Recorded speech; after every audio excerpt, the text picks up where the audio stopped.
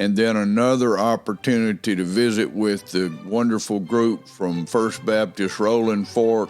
They did an amazing job cooking catfish, hush puppies, French fries for over 100 people. The people really enjoyed it. We had a good gospel message while we were there.